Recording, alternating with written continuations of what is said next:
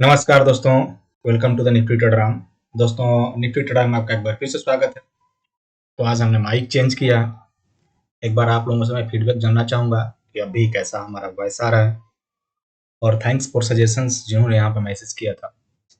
चलिए हम बात कर लेते हैं आज कुछ नया टॉपिक पे कि जो भी मार्केट का फॉल या फिर मार्केट में अपसाइड मोमेंटम आता है, आप इस लेवल से यहाँ तक देखें, फिर यहाँ से जो अपसाइड मोमेंटम आया, या फिर आप ये जो लॉन्ग टर्म का देख रहे हैं, ये लॉन्ग टर्म का मोमेंटम, अगर इसको आप पूरे मंथली वाइज अगर कैच करना चाहें, या फिर यहां से जो फॉल है इसको कैच करना चाहें, तो कौन सा ऐसा डेटा आपको सजेस्ट कर सकता है जिससे कि आप का कॉन्फिडेंस लेवल बढ़ेगा, आपकी एनालिसिस लेवल अच्छी होंगी और उसमें डेटा ये हेल्प करेगा। तो कौन सा ऐसा डेटा होगा जो हमें एनालिसिस में हेल्प कर सकता है?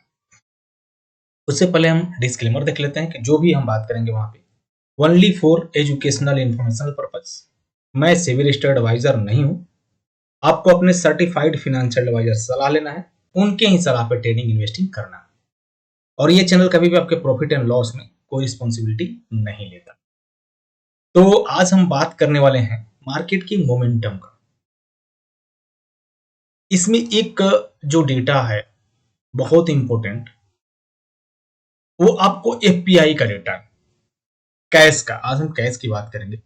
तो कैश में एफपीआई जहां पे भी पैसा डालता है या पैसा निकालता है, तो आप देखें डेली वाइज हम यहाँ पे एफपीआई का, डीआई का, एनएसडीएल का डेटा देखते हैं कि वो कैश में बाइंग कर रहे हैं या सेलिंग कर रहे हैं। जैसे 8 तारीख का इन्होंने क्या किया, सेलिंग किया। तो ये करेंट मंथ का अगर आप देखेंगे डेटा, तो आपको देखने से पता चल जाएगा कि 15,500 करोड़ इन्होंने क्या किया है, इक्विटी में बाइंग किया है, और 23,000 करोड़ की सेलिंग की है। नेट टू नेट 8,000 करोड़ का सेलिंग है। अब ऐसे ही आपको ये डेली वाइज डेटा देखने को मिल जाएगा। ये फोर्थ का है, इसके बाद फिफ्थ का आप इक्विटी में देखें 20,000 का, 17,000, 2,900 का यहाँ पे क्या है, बाइंग है। इसके बाद नेक्स्ट ऐसे ही आप अगर इसको मॉनिटर करते जाएंगे तो पता चले जाएगा कि 15 डेज में या फिर 20 डेज में, 1 मंथ में इन्होंने क्या किया है, क्या किया है यहाँ पे। तो ये सारा डेटा यहीं पे एनएसडीएल पे आप जाएंगे तो देखिए, finance, FPI, net investment, calendar wise, यानी जो भी कैलेंडर चल रहा है। जनवरी मंथ में इन्होंने क्या किया, सेलिंग किया। फरवरी मंथ में थोड़ी सी इन्होंने बाइंग किया, मार्च मंथ में सेलिंग, अप्रैल मंथ में भी सेलिंग, मई मंथ में इन्होंने कम सेलिंग किया। अब तक आज 10 तारीख है, फिर भी 14,000 करोड़ की सेलिंग है। लेकिन ये आपको नेट टू नेट है। अब इसमें ऐसा देखिए, मैं आपको एक और डेटा इसमें दिखाना चाहूंगा। ऐसा नहीं कि ये सेलिंग सिर्फ करते हैं, ये बाइंग नहीं करते हैं, बाइंग भी करते हैं। आपको यहाँ पे दिख रहा होगा डेटा में कि ये बाइंग भी की है इन्होंने। ऑफ कोर्स इन्होंने 14,755 करोड़ की बाइंग की है, 20,400 करोड़ की सेलिंग। तो नेट पे हम ज्यादा फोकस नेट पे कर लेते हैं। 5,697 करोड़ का नेट टू नेट यहाँ पे सेलिंग है। ओवरऑल आप अगर आज देखें, जो ये 7 तारीख का डेटा है, जो 8 को यहाँ दिखा रहा है कि 18,500 करोड़ की बाइंग, 18,583 करोड़ की सेलिंग। 7th का डेटा आज 8 को दिख रहा है। तो इन्होंने क्या किया, 18,000 करोड़ कहीं ना कहीं बाइंग किया है। ओवरऑल इनके पास आपको सेलिंग का डेटा दिखेगा, जो यहाँ पर दिख रहा है कि भाई ओवरऑल अगर आप देखें नेट टू नेट इक्विटी में सेलिंग का है। यहाँ पे नेट टू नेट बाइंग था, ये सेलिंग का है। तो कहीं ना कहीं वो बाइंग भी तो कर रहे हैं किसी न किसी सेक्टर में। आखिर वो कौन सा सेक्टर है जहां पे ये बाइंग करके मार्केट को, अगर इसका आप देखें लो 22,100 से 24,600, यानी लगभग 1,400 पॉइंट मार्केट ऊपर गया। ये मार्च मंथ में इनका अच्छा सेलिंग था। 24,900 यानी 25,000 से 22,200, लगभग 2,500, 250, 270, 2,700 पॉइंट्स मार्केट नीचे आया। और ये मार्च मंथ का अगर आप सेलिंग प्रेशर भी देखें तो जबरदस्त, बहुत अच्छा वाला। लेकिन अप्रैल मंथ में यहाँ पे मार्केट सेलिंग दिखा रहा है, लेकिन डेटा ऊपर, मार्केट ऊपर गया, न्यूज भी था कुछ, और इनकी जो चाल होती है वो यहाँ पे होती है। अब मैं आपको दिखाता हूं, देखिए जनवरी मंथ से इसमें क्या आपको देखना है। जो टॉप 10 कंट्री के एफपीआई हैं उनका एएओसी जो है वो एनएसडीएल के पास एसेट्स अंडर कस्टडी जो होल्डिंग उनके पास है। अब अगर होल्डिंग वो चेंज कर रहे होंगे तो अच्छा है, चेंज नहीं कर रहे होंगे तो भी अच्छा है, लेकिन अगर सेलिंग प्रेशर बढ़ रहा है या बाइंग प्रेशर बढ़ रहा है वो हमें देखना बहुत जरूरी। तो अगर आप कंट्री वाइज देखें, यूएसए जो है सबसे ज्यादा टॉप पे, 31,29,000 करोड़ इन्होंने क्या किया, पैसे में, करोड़ में क्या किया, इन्वेस्टमेंट है इनका, पूरा एओसी होल्डिंग है। इसके बाद सिंगापुर का आता है, फिर लग्जमबर्ग का, आयरलैंड का, इसके बाद मार्शस का, मार्टुअस का है सॉरी, यूनाइटेड किंगडम का, नॉर्वे का, जापान का और कनाडा का। 8 कंट्रीज हुए, 9, और फ्रांस का एंड अदर्स में भी 10 लाख, जहां पे नाम नहीं है। अदर्स आप ये 10 थे, इसके बाद बाकी का। तो अगर आप इनके रेशियो को निकालते हैं, सबसे ज्यादा यूएसए का, इसके बाद सिंगापुर का, फिर लग्जमबर्ग का। यानी अगर मैं इसको टॉप 5 और आयरलैंड का इतना लेके चलूं, एक कंट्री के अगर एफपीआई पैसे डाल रहे हैं तो मार्केट ऊपर जाएगा, अगर ये निकाल रहे हैं तो मार्केट नीचे जाएगा। उसमें भी सेक्टर वाइज हो गया है। तो जनवरी में 3129 हमने देखा, फरवरी मंथ में इन्होंने क्या किया, देखिए 3159, थोड़ा सा उन्होंने बढ़ाया। अब जनवरी मंथ का यहाँ पे चार्ट देखें आप, फरवरी में मार्केट वहीं पर है जनवरी में, इससे पहले फरवरी दिसंबर का डेटा है, दिसंबर में भी आप देख सकते हैं कि क्या है, 2025 मैंने कर दिया यहाँ पे, और दिसंबर में 3261 देखिए, 32,61,000। जनवरी में इन्होंने 1 लाख करोड़ की सेलिंग कर दी।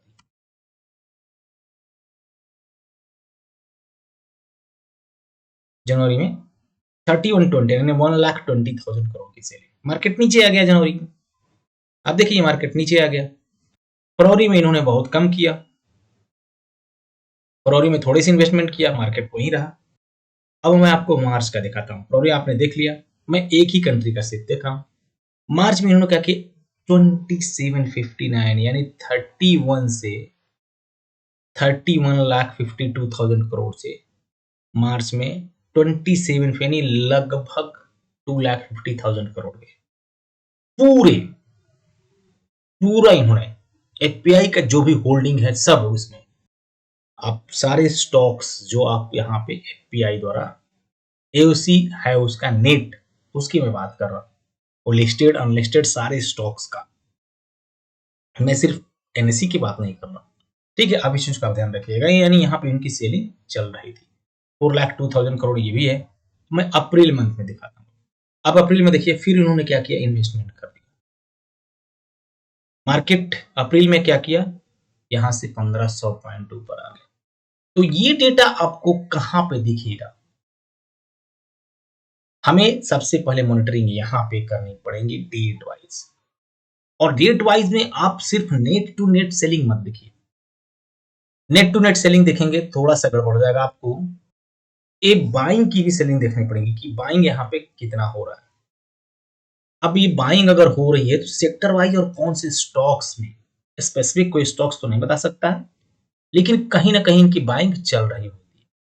अब मैं आपको यहाँ पे कनेक्ट कर लेता हूँ। चलिए देखिए यहाँ पे मार्च अप्रैल जनवरी मंथ में मैंने यहाँ पे आया, फरवरी मंथ में कहीं ना कहीं इनकी बाइंग एंड सेलिंग चल रही होती है। फरवरी मंथ में इन्होंने ये सेक्टर में, इस सेक्टर में, इस सेक्टर में, यहाँ से सारे सेक्टर में इन्होंने बाइंग किया। अब मैं आपको दिखाता हूँ ये सेक्टर कौन सा है, थोड़ा सा, तो मैं यहाँ पे आपको, चलिए मैं यहाँ पे सेक्टर दिखा देता हूँ। नवंबर, दिसंबर, नवंबर, ये जनवरी, ये फरवरी मंथ, ठीक है। 1 से 15 फरवरी तक इन्होंने क्या किया, कैपिटल गुड्स में इन्होंने क्या किया, इन्वेस्टमेंट किया, एक अच्छी, आप देखें 8,000 करोड़ का। इसके बाद फिर कंज्यूमर में, फिर फिनांस में, इसके बाद आप देखें मेटल एंड माइनिंग में, ऑयल एंड गैस में, पावर में। अब इस सेक्टर के आप अगर स्टॉक्स देखे होंगे या सेक्टर देखेंगे तो ये चला होगा। अब आगे मैं फरवरी के बाद आपको थोड़ा सा और आगे लेके चलता हूँ। देखिए इनका सेलिंग भी है लेकिन बाइंग भी है। नेट 16 टू 28 फरवरी में अगेन इन्होंने कैपिटल गुड्स में इन्वेस्टमेंट किया, कंस्ट्रक्शन में इन्होंने इन्वेस्टमेंट किया, इसके बाद फिर से फाइनेंस में सेट किया और यहाँ पे मेटल एंड माइनिंग में। आप देखिए कि ये पूरा फरवरी मंथ इस सेक्टर में, दो सेक्टर में बाइंग की गई। तो इस सेक्टर के स्टॉक्स कैसे पता चलेगा उसकी भी हम चर्चा करेंगे। और दोस्तों ये वीडियो जो है नेक्स्ट वीक से हम मेंबर्स ओनली कर देंगे। जो भी हम बात करेंगे यहाँ पे मेंबर्स ओनली, तो आप जाके यहाँ आप हमारे यूट्यूब पे मेंबरशिप ले सकते हैं यहाँ से, ताकि आपको इस वीडियो के बीच बहुत जरा है वो वहाँ पे मिल जाए। यहाँ आपको हमारे स्टॉक्स में भी मैसेज होता है कि स्टॉक्स कौन से लेवल पे अच्छा होगा या फिर उसमें क्या चल रहा है। अब आपको मैं यहाँ फिर से बताता हूँ कि यहाँ ये जो सेक्टर वाइज इनकी बाइंग चल रही होती, अच्छे स्टॉक्स यहाँ पे फिल्टर आउट होते हैं।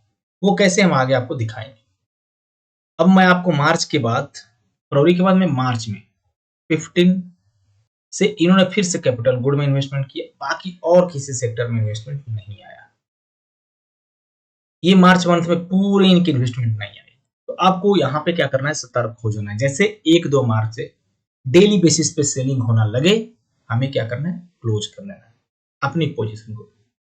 अप्रैल में भी इन्होंने 1 to 15 अप्रैल तक कोई इन्वेस्टमेंट नहीं किया, कोई इन्वेस्टमेंट, यानी आपको छोटे मोटे जैसे पावर सेक्टर में इनका था थोड़ा सा, आप यहाँ पे देखें ये यूटिलिटीज में बहुत कम, इसके बाद डाइवर्सिफाई में थोड़ा थोड़ा। तो हमें यहाँ पे फिर नेक्स्ट कैपिटल गुड्स को ये नहीं छोड़ रहे हैं, क्योंकि यहाँ पे कैपिटल गुड्स में सेलिंग कम है, जब सेलिंग भी हो रहा है तो। और आप यहाँ पे कंस्ट्रक्शन भी देख सकते हैं। फिनांस में इन्होंने जम के सेलिंग किया, फिनांस में। तो फिनांस क्या है, हमें दूर रहना है। मेटल एंड माइनिंग में वो सेलिंग नहीं कर रहे हैं। अब यहाँ पे ओनली 1000 करोड़। इसके अंदर पावर में, यानी मेटल एंड माइनिंग, पावर और कंस्ट्रक्शन एंड कैपिटल गुड्स, ये 4 ऐसे सेक्टर है जहां आपको पकड़ के रखना है। अगेन आप देखें इसके बाद फिर से 16 to 30 अप्रैल में इन्होंने क्या किया, फिर 1 महीना यहाँ पे छोड़ के देखें, इन्होंने फिर से कैपिटल गुड्स में पैसा डाला, कंस्ट्रक्शन में फिर से पैसा डाला, फिर से मेटल एंड माइनिंग में पैसा डाला, फिर से पावर में डाला। तो इनका क्या स्ट्रेटजी चल रहा है, buying gap buying, buying gap buying. कौन से सेक्टर, ये सेक्टर, ये सेक्टर, ये सेक्टर, ये सेक्टर। अब आपको ये अगले ये किस सेक्टर में शिफ्ट करेंगे ये आपको देखना पड़ेगा। अब सेलिंग किस में चल रहा है, हेल्थ केयर में, आईटी में सेलिंग चल रहा है, फिनांस में चल रहा है सेक्टर, टेलीकॉम में भी इनका अभी सेलिंग चल रहा है। तो ये सब सेक्टर जब आप पहचान लेंगे उसके बाद आप आ जाएंगे अब आप सेक्टर वाइज में स्कैनर पे। हमें यहाँ पे देखना है कौन सा, मेटल एंड माइनिंग का, या फिर उससे पहले कैपिटल गुड्स का। अब मैं आपको कैपिटल गुड्स के यहाँ पे स्टॉक्स दिखाऊंगा, जो भी मैं यहाँ इज इक्वल टू करके सेलेक्ट कर लेता हूं, ये स्टॉक्स जो भी होगा हमारा यहाँ पे दिख जाएगा डेटा। देखिए एसीई आपको नहीं गिरा, मार्केट गिरा नहीं गिरा, ये मार्च से ही इन्हें आपको 900 780 के बाद 900 गया और ये नहीं गिरा मार्केट। ये सारे स्टॉक्स जो होंगे यहाँ पे दिख जाएंगे। एजीआई 600 500, आप देखिए ना अप्रैल मंथ में से 500 से 620 है, क्योंकि इनकी इन्वेस्टमेंट अप्रैल में आया था। अपोलो पोलो 1900 से 221,000 तक गया। अब इसमें अशोक लीलैंड वहीं पे है, इसमें कोई एंट्री नहीं आई है 172। तो हमें एंट्री भी देखना है क्योंकि बहुत सारा स्टॉक्स है। अतुल ऑटो 471 414 से यहाँ पे 485 देखिए अभी ऊपर चल रहा है, इसमें सेलिंग नहीं आई है। एविएशन एवलोन, अब यहाँ पे देखें 1100 के पास एंट्री, 1100 1200 के बाद भी एंट्री यहीं पे आई है, फिर हाई वॉल्यूम डिलीवरी जबरदस्त 1215 से सीधा एक दिन में। तो आप ऐसे स्टॉक्स को पहले फिल्टर आउट कर सकते हैं। भारत फोर्ज अच्छा स्टॉक है, ये मेरे पास भी होल्डिंग में है। अब यहाँ पे देख सकते हैं 1800 से 1600 से 1700 से कहाँ तक 2000 तक गया। तो ये सब स्टॉक्स में क्या है, आपको बाइंग चल रही, मैं ये बोल रहा हूँ सेक्टर वाइज जो है इसमें आपको ऐसे पता करना है। अब नेक्स्ट कैपिटल गुड्स के बाद कंस्ट्रक्शन की मैं बात कर लेता हूँ। देखिए जैसे मैं कंस्ट्रक्शन के यहाँ पे स्टॉक सेलेक्ट करूंगा, इसकी भी आपको 137 यानी आपको स्टॉक्स गिरा नहीं है। तो ओवरऑल इनकी यही होती है कि जो भी स्टॉक्स में इन्वेस्टमेंट करते हैं, अगर मार्केट गिर रहा होता तो वो उसको होल्ड करके रखते हैं। BRNL ये बहुत छोटा स्टॉक है। हम यहाँ पे आपको IRB 21 HG infra,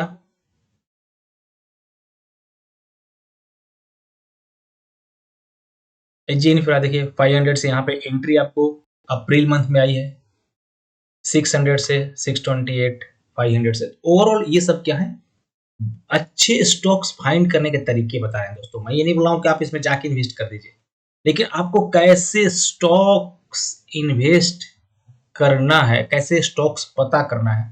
PSP project, आपको ये स्टॉक्स गिरेगा नहीं। आपको देखिए 670 676 से एंट्री आपको अप्रैल मंथ में आई थी, इसके बाद यहाँ से 831 786 लास्ट अप्रैल को भी, इसके बाद भी आप देखें यहाँ पे।